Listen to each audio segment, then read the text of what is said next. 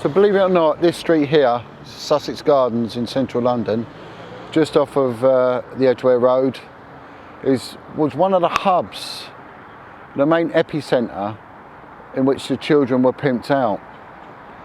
They were taken to this street in the early hours of the morning and they were concealed in some of these bushes along here. They would be hidden in there. The police would do vice patrols and their main target were the street prostitutes, which would regularly walk up and down here picking up clients. This area is full of hotels.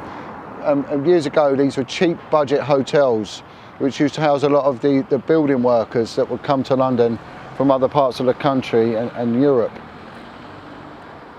And these hotels would rent out their rooms by the hour to certain prostitutes who would then entertain their clients.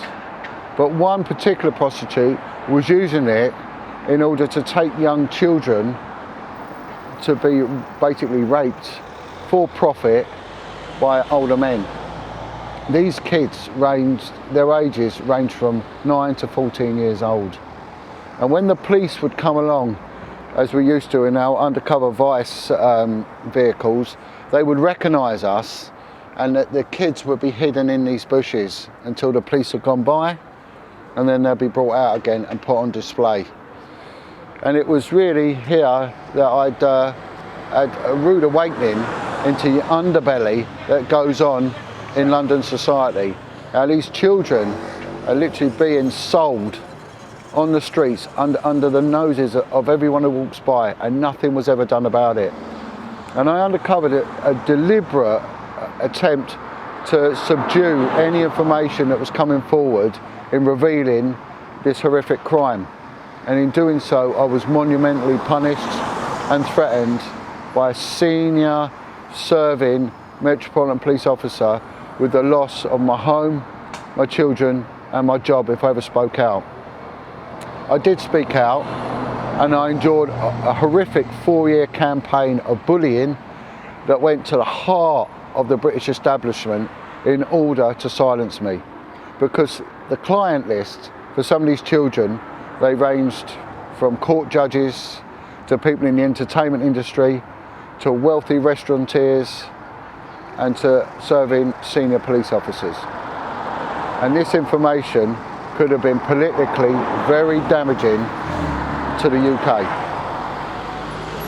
And it was whilst working as a whistleblower that I started interviewing, using my policing skills to interview victims and survivors of historic and institutional child abuse. And a common strand kept coming out from the testimonies I was taking from these people, but that most of them went on, after being abused, to live quite dysfunctional lives which harboured anger, aggression, addictions, and many went on to lives of crime. And the root cause was dysfunctionality and abuse in their childhood. And all these people wanted was justice. And so what I started to do was go around the UK interviewing people, taking their testimonies, and this series of interviews, they are for people who have ended up in the system, whether they've ended up in prison, they've ended up in drug addiction, they've ended up in violent crime, or ex-soldiers that live very violent lives. And the system couldn't change them. Counselling couldn't change them. Even medication couldn't change them. But one thing did change them, and that was Jesus Christ. These are a series of interviews of people that have gone through a process known as redemption, in which they've searched into the very heart of themselves, very painful memories, having to take ownership of some crimes that they've committed themselves, pain they've caused to other people as a result of the pain they were harbouring deep inside, and ask God for forgiveness, and more importantly to forgive themselves. And in doing so, they come to terms with not only the abuse they've suffered, but having forgiveness, and it's a painful thing to do, having forgiveness for those that abuse them.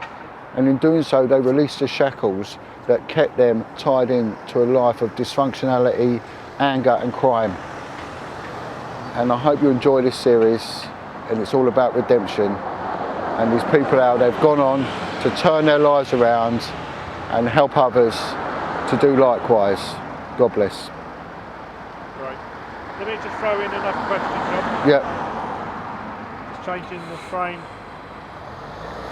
Why do you think it's important to make a film like this?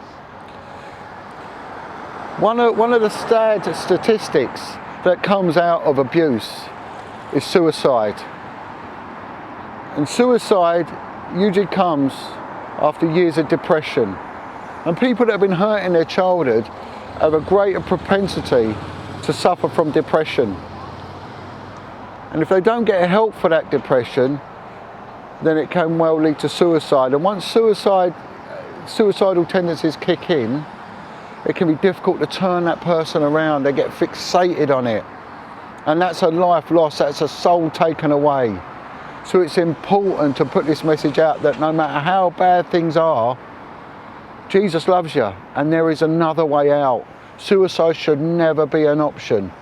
And it is a message really of hope, and that there is happiness after abuse, and there is a way out, and that is Jesus.